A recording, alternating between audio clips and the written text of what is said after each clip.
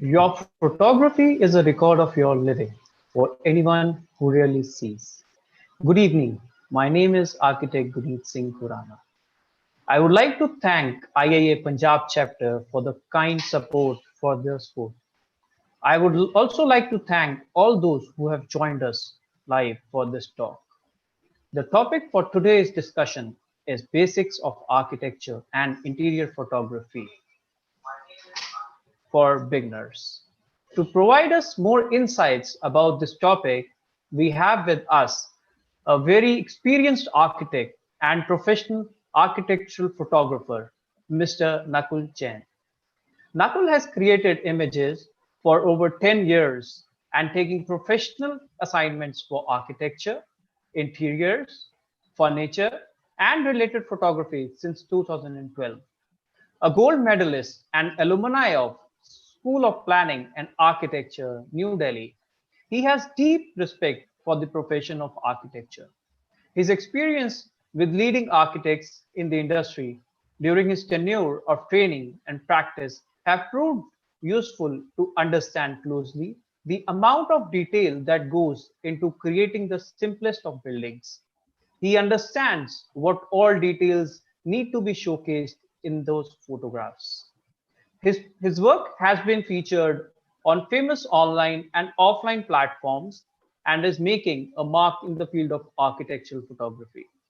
He attended the World Architecture Festival at Amsterdam 2019, where a few of the projects shot by him were competing for the Building of the Year.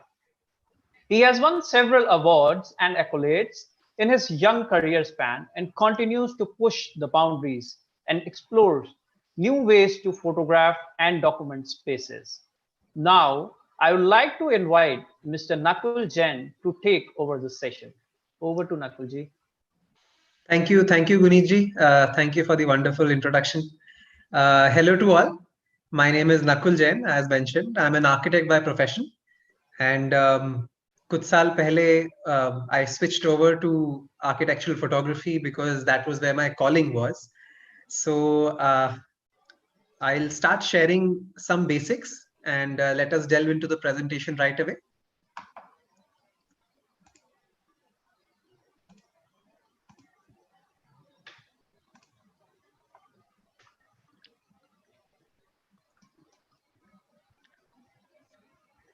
Okay. So first of all, somebody who's new and somebody who doesn't know, what is this field all about? So architectural photography is a field where we create images for projects which are designed by architects, interior designers, developers, lots of people. So the projects range from residences, hospitality, restaurants, workspaces, housing, institutes, retail, urban design, campuses, government undertakings. So any sort of construction or any sort of building projects or open spaces project you can imagine, there is a scope for creating images for that. So why there is a scope is our next question is what is the need and what is the scope of this field? So the need is very simple to understand. See, it's not possible for everybody to visit every site, but I'm sure as a designer, as an architect, there is a lot of thought that goes behind constructing or developing a new place. And when that happens, the other parts of the world or people who are unable to visit it should be able to see it, to probably get inspiration, to probably see how normal things or design decisions can really impact a space. So architectural photography is one of the most direct ways of making your work reach to far off lands, somewhere you can't even imagine, people there looking at your work, inspired, getting done something in their local area.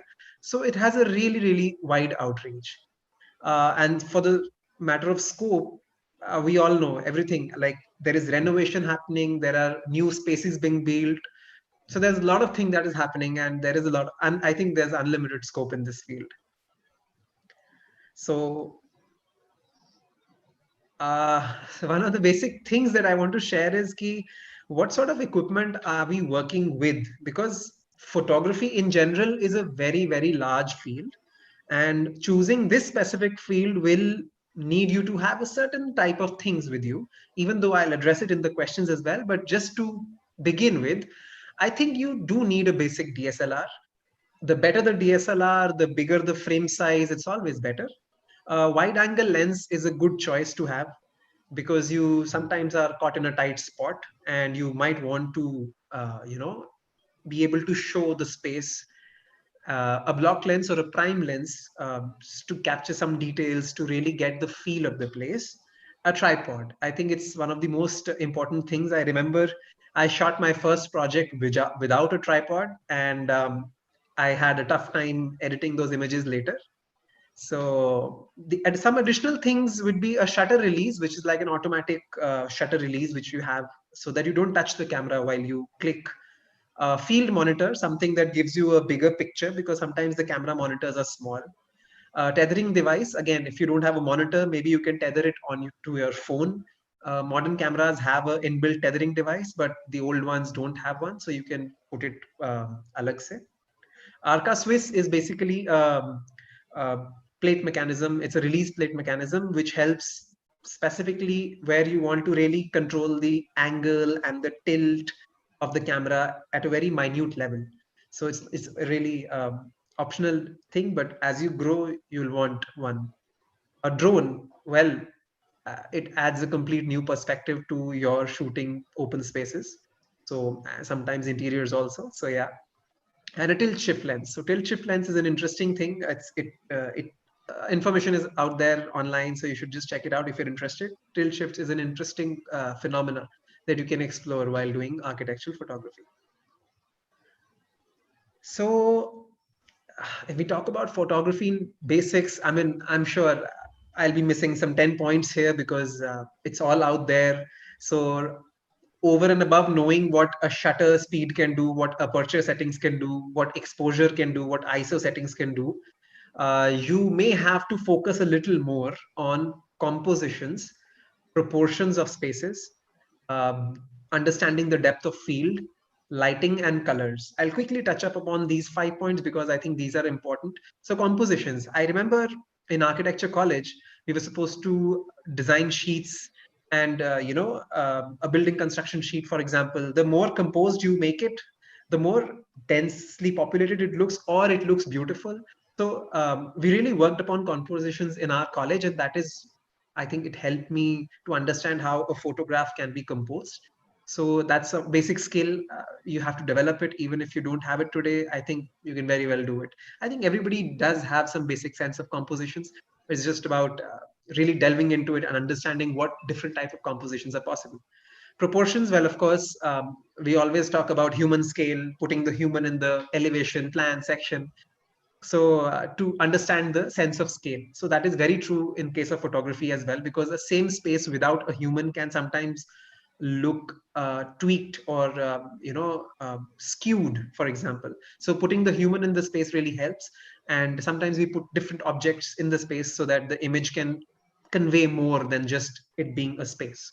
Okay. Depth of field, again, I'll not get into details. Lots of understanding. This is just how many objects in an image are sharp. So it depends upon the aperture, which I talked earlier. Also, you can move the camera around. Anyways, so there are lots of things. Lighting. I think architecture and interior photography depend a lot on lighting, be it natural or artificial. I personally prefer a lot of natural lighting, and however the scene is originally, because it really helps you understand the architecture or the space from the naked eye of somebody who is not a photographer. So that or not the architect, because an architect while designing his building could think of ki ha is din aisi light aayegi, but it's not necessary that it happens all year round, because we've got like an array of seasons. So lighting is very important. It is a part of the discussion before the shoot, when we want to understand what shot needs to be clicked at what time in a certain space of the house. So cardinal directions, the knowledge of shadows, so all of that which we study is really put into practice. Colors, well, of course, one thing is that how nice a camera you have, how well the colors can be reproduced, but to be able to handle the colors well, or to create a composition again which has like a balance of colors, or what sort of mood you're trying to create. Is it a black and white picture? So just like the picture which is on their screen, this is a building and just essentially just two colors like blue and gray, and of course whites and blacks. So sometimes a simple composition can really create an intriguing color profile. So let's understand the process. When we are talking about architectural photography, what are we really talking about? So there are three stages in any architectural photography or interior photography project. One is the pre-production, one is production, and one is post-production. Pre-production is whatever happens before the shoot. So of course there are meetings, you pitch your work, you get your project, the architect agrees, you both agree on what sort of images you want. So there is a site recce. If possible, generally you should go to the site and really take the feel of the space before you click it. I have suffered once or twice when I have not really done a site recce.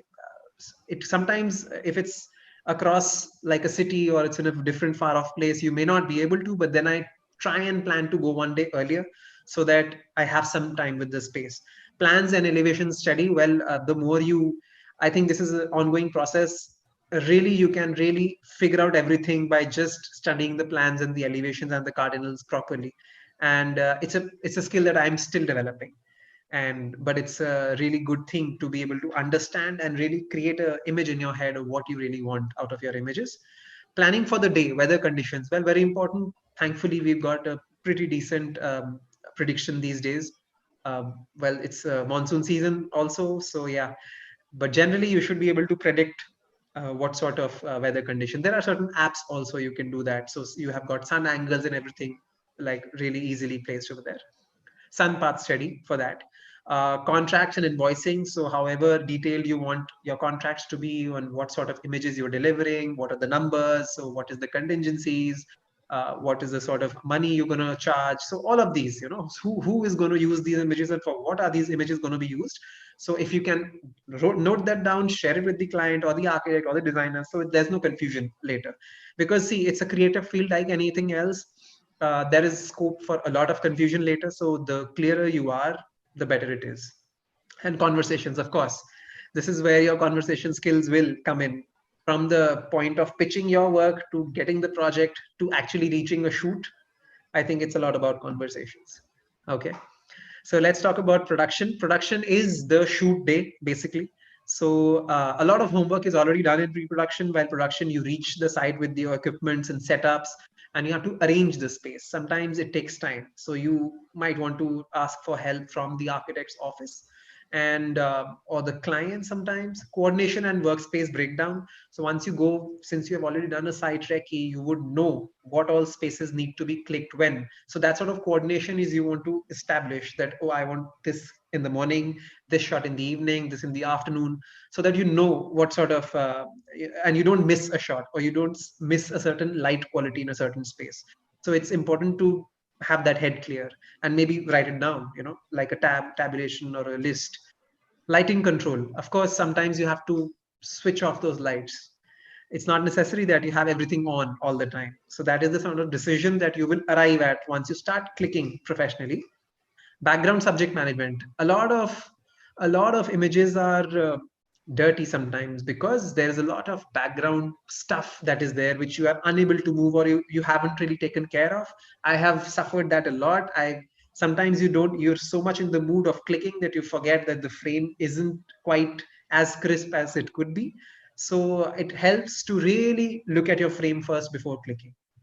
Exposure bracketing, well, it's a photography technique where you click multiple exposures and merge and create a better image, or something that shows better features of both the inside and the outside sometimes, or something where there's a direct source of light. So exposure bracketing can help. So production is actually a long list of things. These are some basic things that you could really take care of before entering a site. And then comes to post-production. Post-production is basically once you've done your shoot, you can come back, you've had a bath, hopefully. And now you start with your shortlisting process. You sit with the architect. Sometimes we generally do it over a Dropbox or a Google Drive folder. While I share the images, we shortlist some images, and then we start retouching those images. Compositing and cropping. Sometimes those bracketed images needs compositing. Some images need cropping so that you can get a better feel of the frame.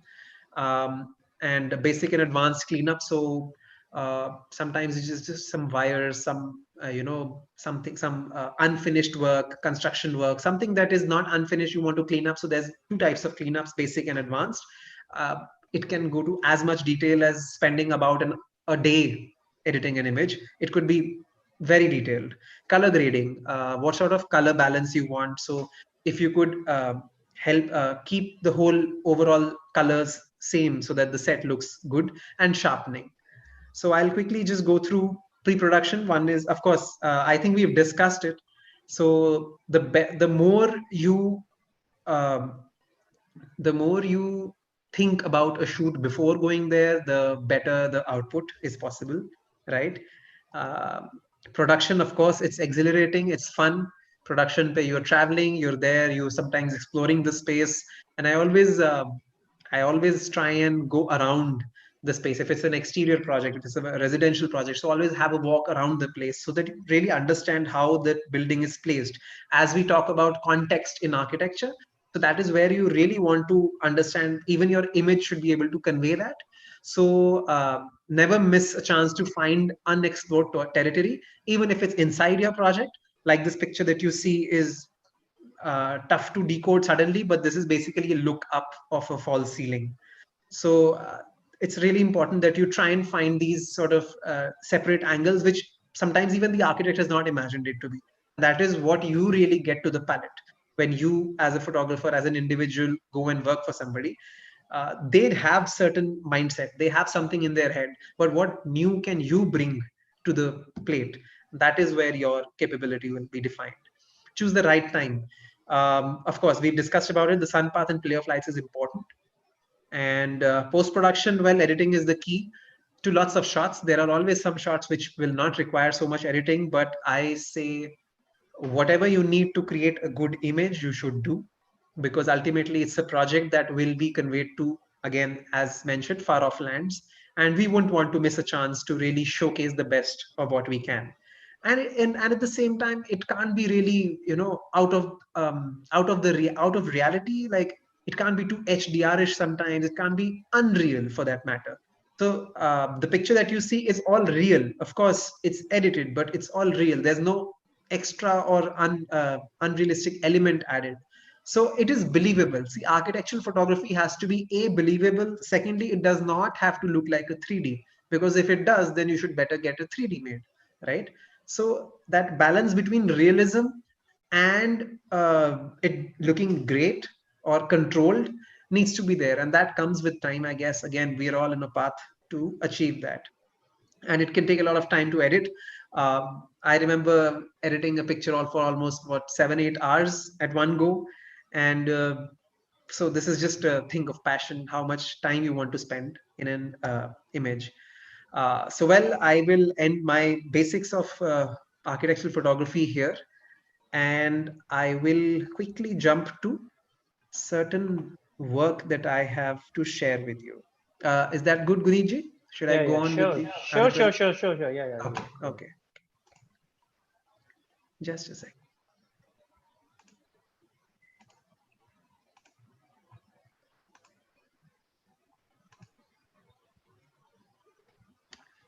Okay. Yeah, so I'm just showing some images here so that you can understand the use of a drone for such a, sorry, I'll have to pause. Yeah. So drone really presents a perspective sometimes, and it's an additional thing, but it can help to give a shot which otherwise was not imagined. The lower right hand really shows how the space is segregated over the floors. So you can see there's even a service zone where there are clothes hanging, but in the front facade, you'll not be able to notice that. So sometimes an image like that really helps you to explain your project better. Again, this is like the interiors of the same space that you saw. So this is published on various platforms. And this is like an interiors of an office space. Again, the angles that you can, as many angles as you can explore, it always helps. So this is another project. Just a second. Yeah. So this is like a clubhouse in a large housing complex. So the idea was that the architect here decided not to take this clubhouse A very tall. So it was just G+1 structure amidst these 20-floor megalith dense housing buildings. So to show the comparison, the shots really needed to show the tallness and the the wideness of this space and the usability and the excitement with which people really come out from their tall buildings to this small intimate sort of a structure. So the people shot represents the scale, you can see, because otherwise you won't know what exactly the building size is, but with the people now you understand, okay, this is the floor height, this is generally a larger floor height than usual, and against the buildings, against the setup, how it looks. Again, this is a project done in Chandigarh by an architect here, and a very interesting project. Again, this was showcased at World Architecture Festival. It won the best commendation. This is my first project, by the way, and I shot it for an architect in Delhi. And this is where I did not have a tripod, even though the images came out fine, and these were just basic editing that I knew at that time, long back. But it still got published on Arc Daily, and that was like a huge boost for me at that time. I did not expect that to happen, but it will happen once you explore. I remember this is like 1,000 and 1,500 square feet, I guess, lesser than that. No walls, only these spaces made of columns. It was a very different sort of an expression of architecture. I really enjoyed it. I clicked over 1,000 images, all different angles, and we had a tough time with the architect trying to narrow down to the best 20 images which he finally selected. So this happens when you initially go, when you starting off, I guess you will do it, you will click so many images because you're not really sure of what is going to happen. But I think it's a part of the process. It's still beautiful. I still remember this project and adore it till date. Again, these are projects which are published in books. So yeah, this is an interesting time on the lighting and the timing that we were talking about. This is a residence in Chandigarh, and if you look at the image on the left, the one in which there's a dog lying on the sofa. So this is like a momentary thing that happens. You can't instruct the dog to really just lie down there. And he was sleeping there for some time. I was clicking in some other room, and suddenly I knew already that this light is going to enter and go from the first floor to the ground floor at this time, but I did not expect the dog to be there. So it just happens sometimes. You really find that moment and you're able to click, even though this is a sort of angle that I generally would not otherwise click, because this is an incorrect sort of a way to show it. But still, sometimes the moment calls for going crazy with angles. So it's just a momentary thing that you decide while you are there at shoot.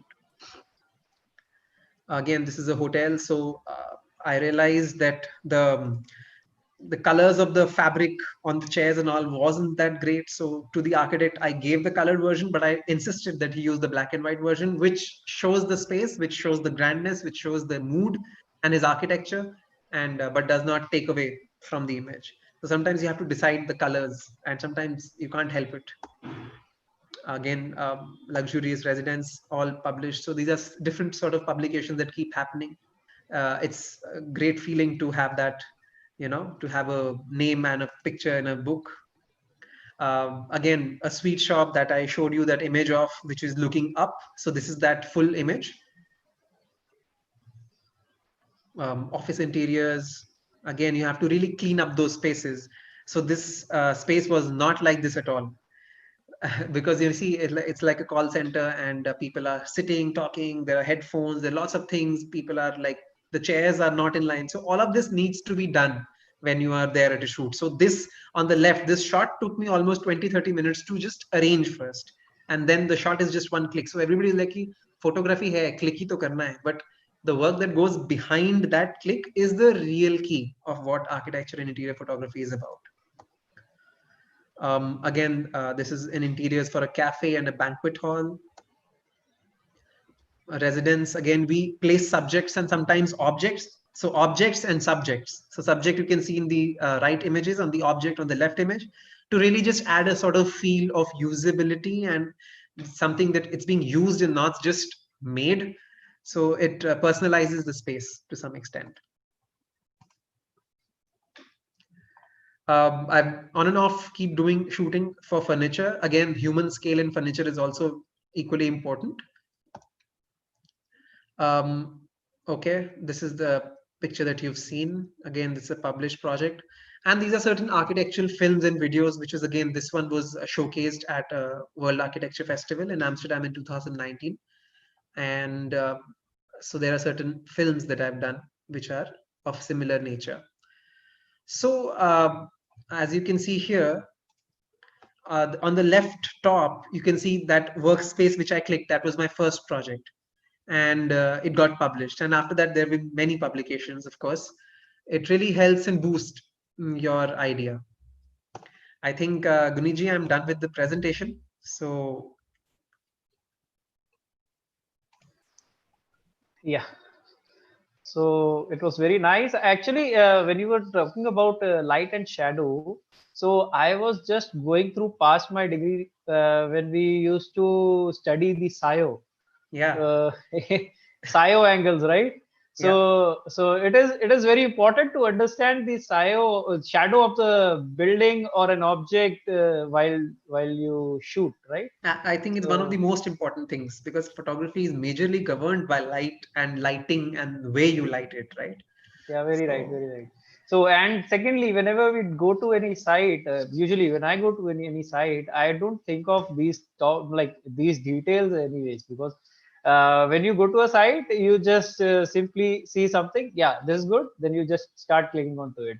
yeah, And but as you have said, it is very important to understand your first of all your plan, and then study how you should say click a picture or an angle, how to take an angle, and then study about those things, right? Yeah, it was very nice. So Nakulji, there are a few questions which have come up through our viewers. okay, I'll just quickly go through those questions, and we can have a discussion on that. sure. uh, all right, there's a question by Bira Shukla.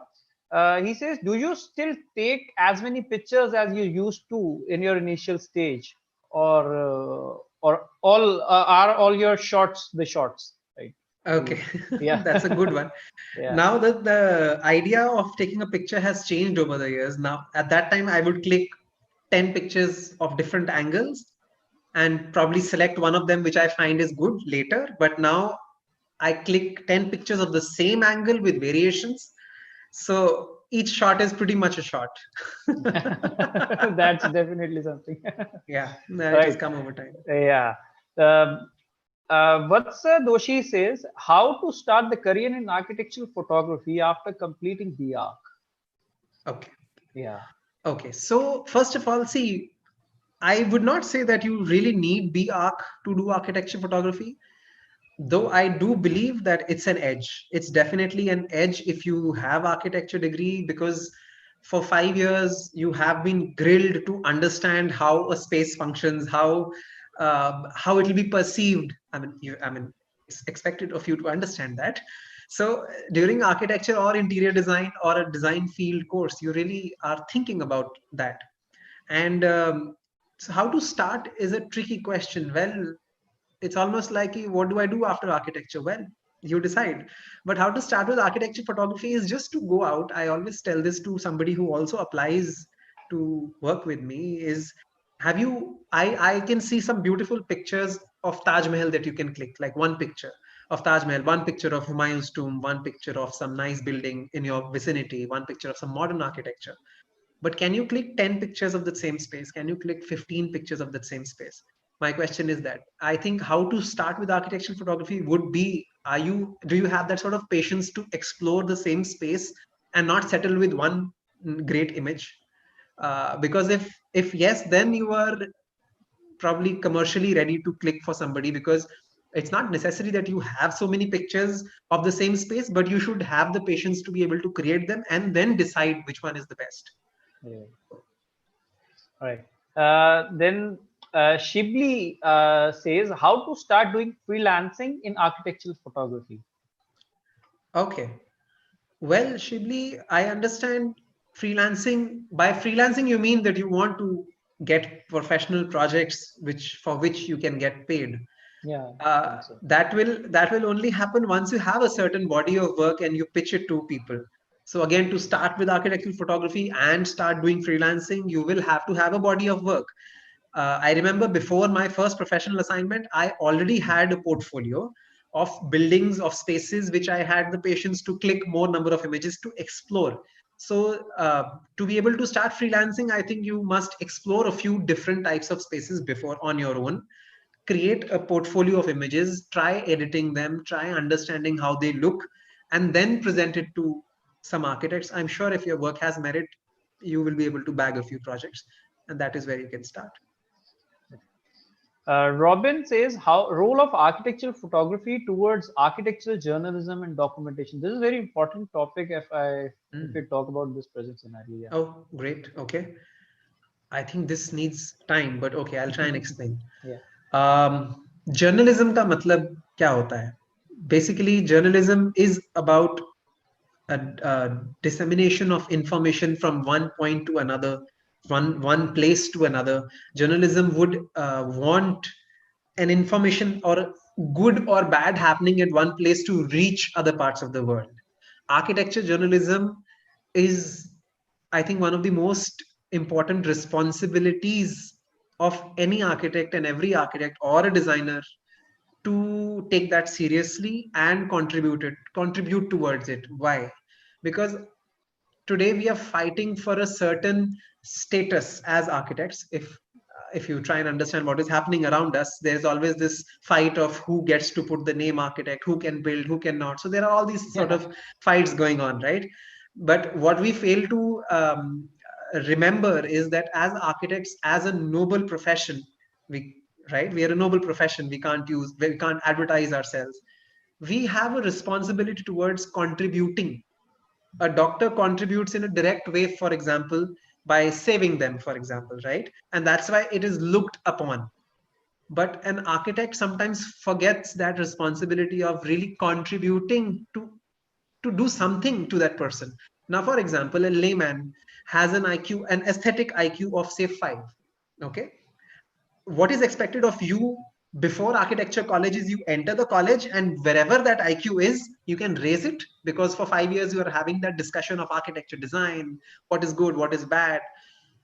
After that, if you're able to create some work by जिसको देखने से ये जो layman है इसका aesthetic IQ increases by 1 or 2 points, for example, I'm just putting it in very harsh or Mhm. rational terms, then what you have contributed is you have added something to his life. You have added a new dimension, probably, or a new way of thinking, or maybe he never thought about using a space like that. So we have that sort of as a profession, architecture has that sort of responsibility to really give, and what we keep fighting about is we've not got that credit. So I think that's a mismatch. Architecture photography is now the most direct way of showing what you have contributed to the society, to a larger group of people. So I think it's got like an immense impact. All journals, publications, everything, imagine all architecture and design journals were no images. Would you read them? Would you still subscribe to them? So it's inevitable, I guess. It's inevitable. Of course, the text, the content is has its own meaning.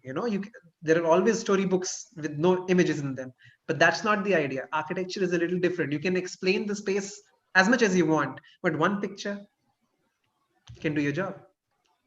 Definitely, when you pick any architectural record journal which was published way back around maybe 30-40 years back, so you can very well go through it, and there are only line diagrams, Yeah. and usually they used to have a black and white or only line diagram drawings and no pictures.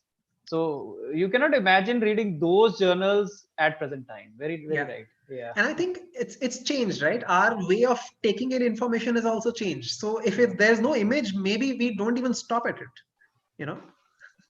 Definitely, we are in a social networking zone where we go through all Instagram and Facebook and Twitters and all, and we only love going through images and rather than going Images. through reading texts.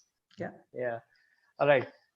Next, we have Chirag Bhatia who says, "What's the procedure or a way to make an architectural photography portfolio that helps me to pitch my work for the very first time to any client or firm?" Oh, I think I covered a part of it earlier, but try and try and create images of different projects and put them together. So you might want to have an array of, say, a residence or maybe two, three residences, because residence is easily approachable. You can probably click a friend's house. You can, do it for somebody, and maybe a restaurant or a hotel, somebody who you know, or a office space, friends, family, किसी का भी office हो. So if you have like a variety of projects and you can showcase, say, some details, some wide angle shots, some compositional shots, something where you have put in effort to create a frame, say, put a pot there, put a plant, put flowers, I don't know, something that really showcases your ideology behind clicking an architecture project. And if you have a collection of, say, even 5 6 projects should do. And if you are good at photography, generally it's one page for like crazy photography, like whatever you've done. So I think that really also shows where your bent of mind is. I guess if it clicks with the architect, you should be able to get it. Jayan says, while doing architectural photography in a room, what should be our main focus? For example, if we have some of the great features in our room and at the same time we have innovative furniture, then how we should feature all this in one image? Well, that really depends upon what the client has asked you to click. Sometimes what happens is, if you let too many objects come in your image, it becomes busy, and each of the objects loses its importance. So in my experience, I have generally found it helpful to lighten up the frame a little, even if the furniture is great. If, say, suppose there's a sofa set, or maybe there's one nice chair, like two chairs and a table, maybe just place the chair. The ideology of the furniture is still conveyed, but the frame is lighter, so that you can appreciate the chair placed there. Sometimes when too many objects are placed, and I used to do that a lot, I used to not lighten the frames, and the outcome has not been so effective, and now you really spend that time to lighten up. Secondly, in a bedroom, for example, the bed is, I mean, the king of the room, pretty much sometimes, Yeah. and it is imposing, it's overwhelming sometimes, so you have to be very careful on how you show the bed. I have clicked and finalized images where the bed is just like a slight part of the frame, and it still does the job to show that it's a bedroom. Sometimes you have to, it's just a decision that you make on site, but you must be able to frame something which conveys the maximum with minimum sort of confusion. I guess that's the way. Right. Lovepreet Singh says, can we do architectural photography with mobile phone? How to control flare of light in interiors? Oh, these are two different questions. Well, Yeah. of course, you can do architectural photography with your mobile phone.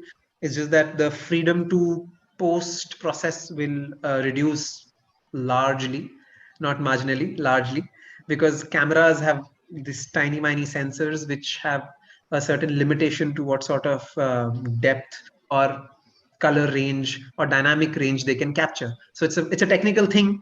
With a phone, you can do enthusiast or amateur architectural photography for sure. Even I have a camera which has a wide angle option, but you can't really do. I mean, I don't expect that to serve as a professional aid. Coming to the other one, how do you control flares? Well, only if you have direct light sources is when you get flares. So in that case, you have to work around. Sometimes an ND filter can also work. Filters can work, or hiding the direct source of light can work.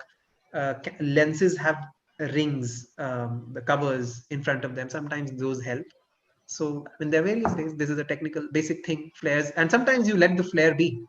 You never know. Right. It looks good. Yeah, sometimes when there's a flare, there's a streak of a light coming, and it actually brightens up your picture. It brightens up the picture because there's like a scattering of light inside the lens, and Yeah, also it creates a certain mood. Sometimes it looks exactly, cinematic. exactly, exactly. Uh, Sushma Goel says that does photography help in visualization process? She's an interior designer, I believe. Yeah. Okay, visualization, I am reinterpreting as an inspiration, because once you've done a project, then you don't need to visualize it again. When you're looking at an image which is clicked by somebody else, probably you could be inspired. So I guess, yeah, because that is the basis of creating like images for a project, because so that it helps somebody else to probably get inspired or visualize how the space is. Okay, so yeah, if she's asking that, then yeah, you can visualize the space with photography, and that is why it's important to keep it real as much as possible. Yeah. Right. Yeah. Aman, he has a question. Says, "Sir, can you please tell us which camera is best for photography? A specific camera, like basically Uh, architectural photography we are talking." okay.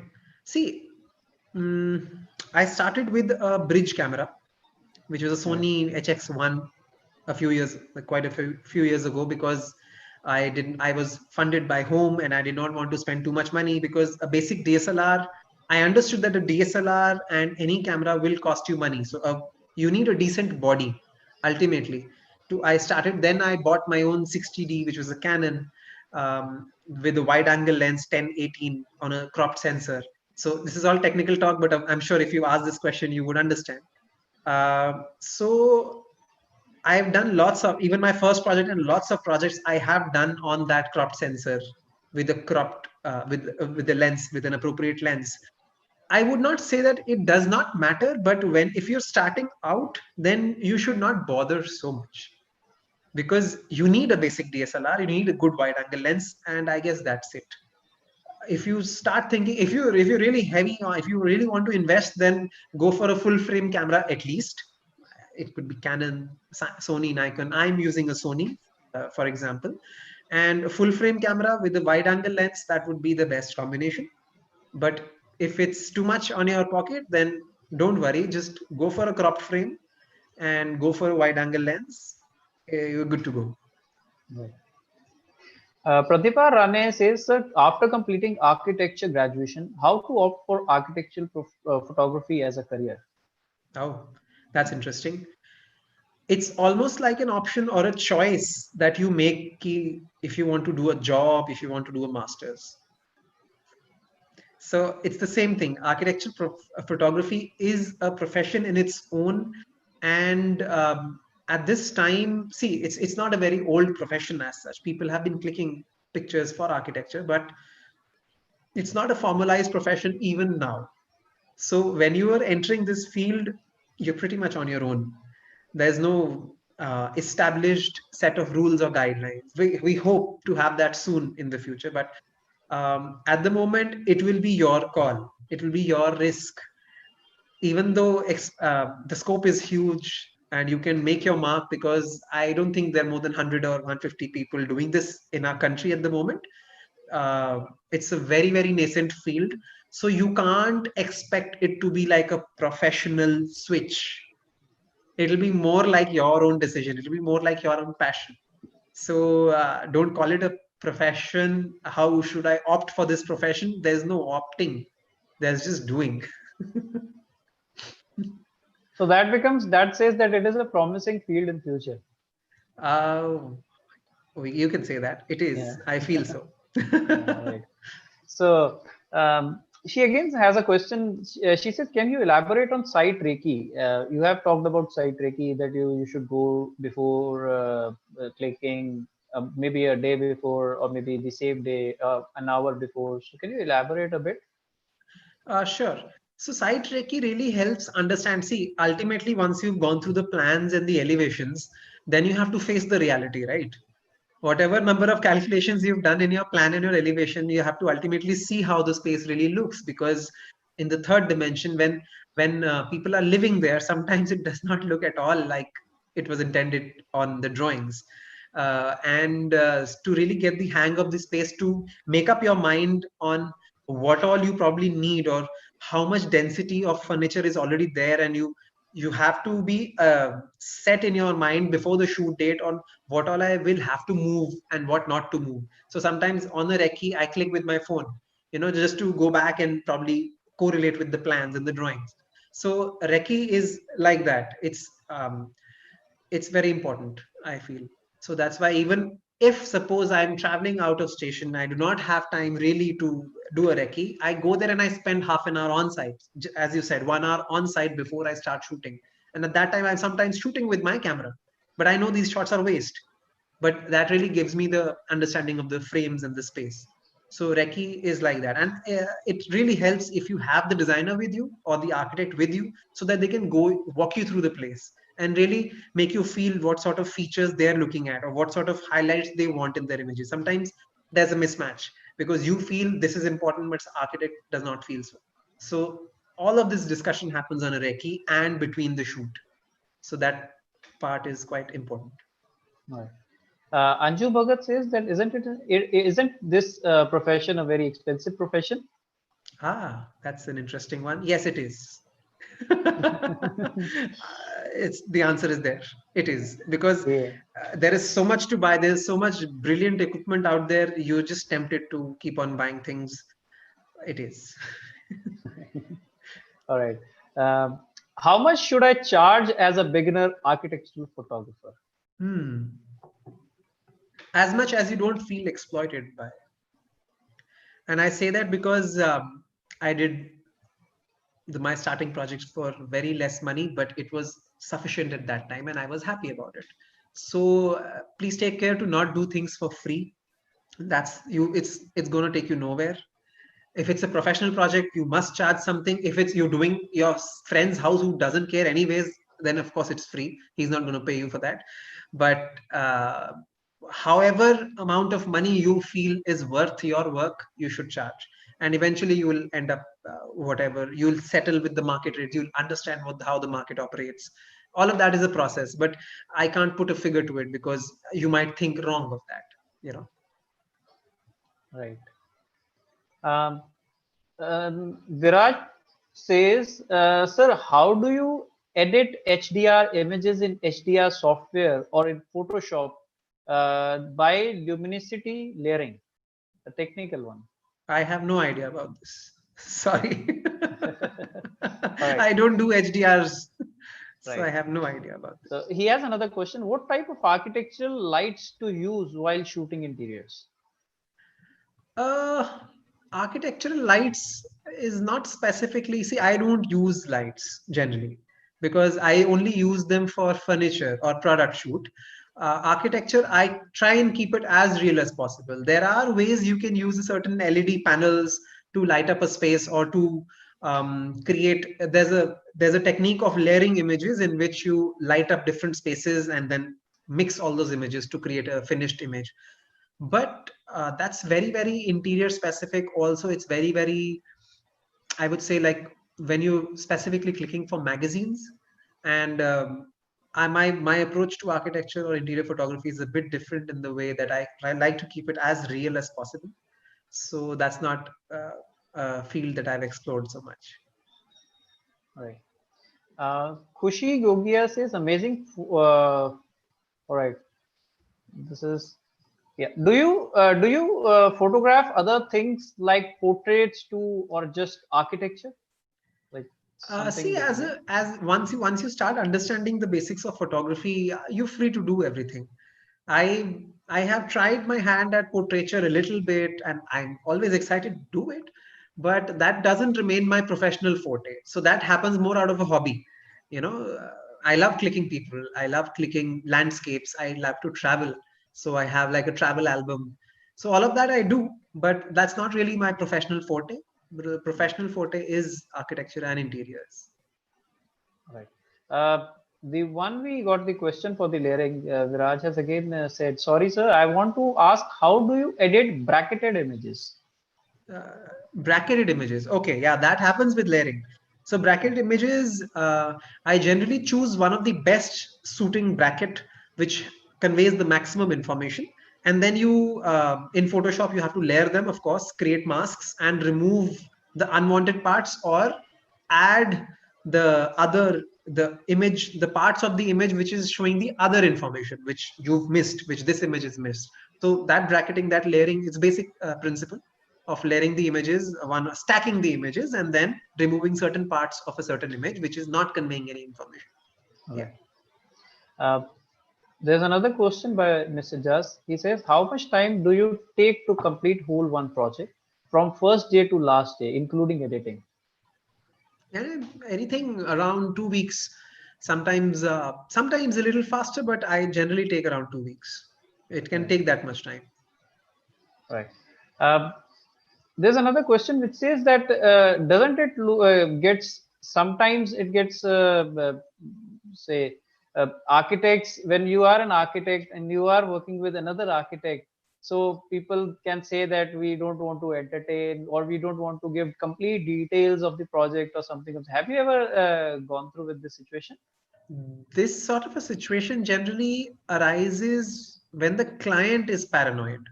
So in residences, lots of time, there's a lot of black money floating around. So they've put that in their residences. They're like, no, we don't want to show so much fancy stuff. Architects generally don't mind it, because also they're also, see, there's a handful of architects really who get their work documented. If you ask me, there are very few. If there are 10, I guess 3 out of them. So all the others generally don't get it because they don't feel the need. I don't understand why, but anyways, that's up to them. But all those who are really getting it documented have this idea they want to portray, and they want to keep something for their books, so they want you to like explore to the depth, to the core of it. They never stop you from giving out details. And the maximum is, see, we are always under contract with the architect, so I never give out the images to anybody else unless the architect has mentioned it. So the images, whatever I'm clicking, go back to the designer or the architect himself. So they're free to choose what to publish and what not to publish. So that's safe. That's safe enough. Nice. N. Vijay Lakshmi is an assistant professor, and they say if there is any placement opportunities for our students, because as an architect, I have never seen any placement opportunities for the architects. Well, like there is no placement opportunity for architects, there is none for architectural photography. Also, because I mentioned that this is such a new field, there's such a new profession that, when you have a certain finesse, and sometimes you don't want to share it because then it loses its value. I would say we are still in that phase in this profession.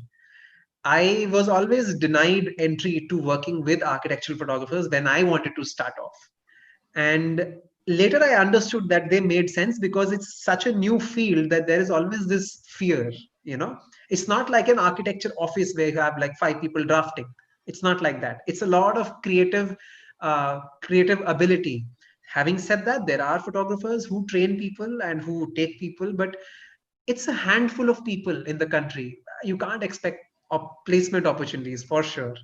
Secondly, there's a lot of competition to get to work with them. So you're gonna be really you're gonna really be like, you have to be good to really make it there, or you have to have contacts. I don't know. Right. Very true answer. All right. Now we'll take second last question. So, how much does tilt shift lens helps in composition? See, I do not use tilt shift lenses, and I have seen they work.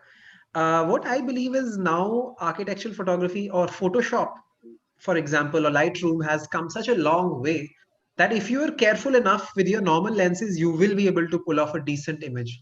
Having said that, somebody who owns a tilt shift might feel offended. Sorry, tilt shift has its own place. Tilt shift is a brilliant thing. I've used it, but I don't use it professionally for my projects. And so more explanation will not be possible from my side. I'm sure it helps in a certain way, but I think today you can achieve the same results without a tilt shift. Kavin Kumar says, I would like to work with you, sir, and I have been practicing architecture photography on my own. I can show you my work if you want. So he has just gone through Three Idiots, that scene when Amir Khan and Shankar they are discussing, the friends are discussing. Yeah. I'm open to your work. Sorry, Amit, Kavin. Kavit. Yeah. You can send it across, Kavit. We can have a discussion. No problem. All right.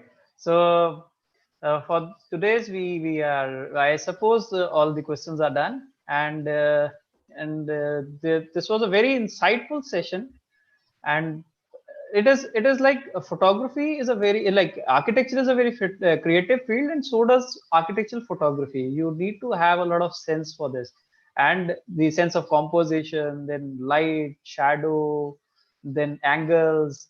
Definitely this session will definitely help all those viewers who were live with us. So thank you, Nakul.